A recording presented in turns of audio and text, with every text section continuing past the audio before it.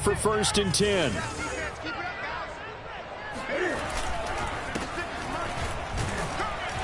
A run there on 1st down, and a pretty good one of 5 yards, so make it 2nd and 5. That's a really nice, tough run inside, and they gained 5 yards on it. And to be frank about it, most offenses don't expect to get 5 yards on a play call like that. So when they do, they go back to their huddle with a little pep in their steps. They're starting to think that they're starting to dominate the line of scrimmage. I know that speed is the hallmark of today's NFL game, but the key to good rushing defense is still having your linebackers set the edge. Third play of this opening drive as they're looking at a 3rd and 3. He'll look to throw. Got a man right side. It's McCaffrey. And he'll be taken down, but not before they work it across midfield. A big connection on that one. 31 yards. Well, Christian McCaffrey is as tough to bring down as they come at the running back position, and he proved it right there. And as a former defender, I can tell you with certainty, those are the ones that have you losing sleep at night. I would not like to be in that film room on Tuesday going over that one. Just a pretty poor effort defensively, and it leads to a big play. And he'll work this forward for about 3 at 2nd down.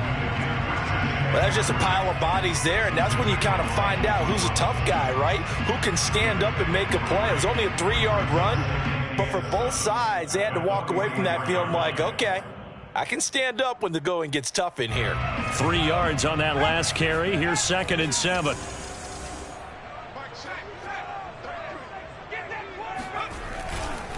A handoff left, McCaffrey. And he gets this inside the 35-yard line. On that last run, he's now hit the 6,000-yard mark for rushing yards in his career. And moves him squarely into the top 100 rushers of all time. In fact, he can boast that he's rushed for over 1,000 yards more than Gale Sayers did in his career. And Gale Sayers was a Hall of Famer in a short career.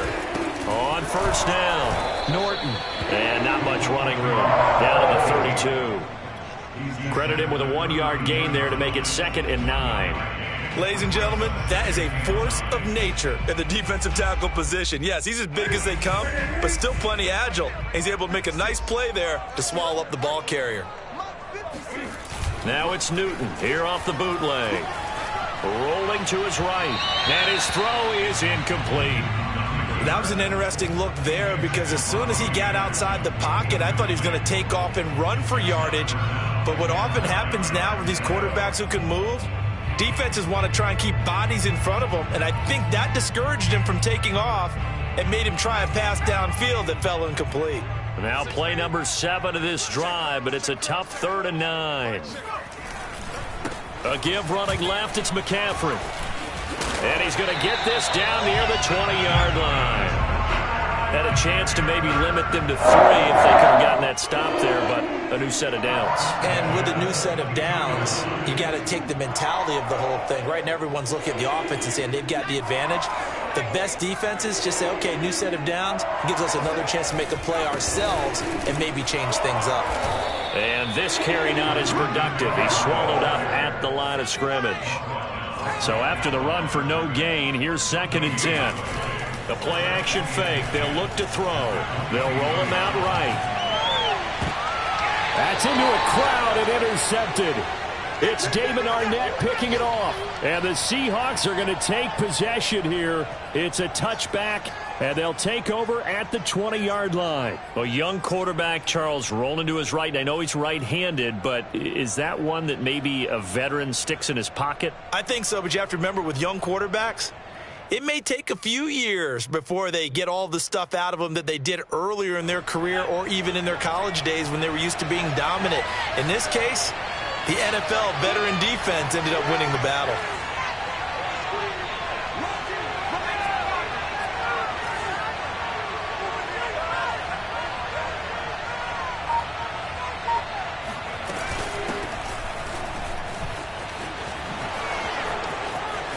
And some room to work. The 40. The 20. And all the way in. Touchdown, Seattle.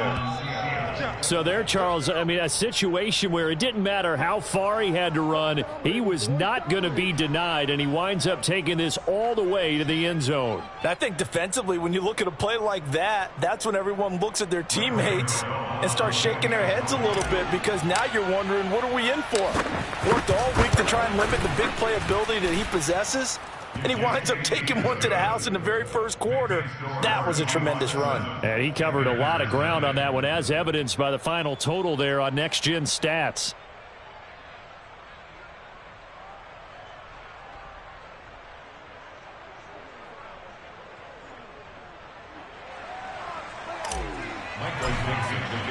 Set now to kick this one away, and off it goes. Taking it about the 1. And he'll take it a yard or so past the 20, call it the 21.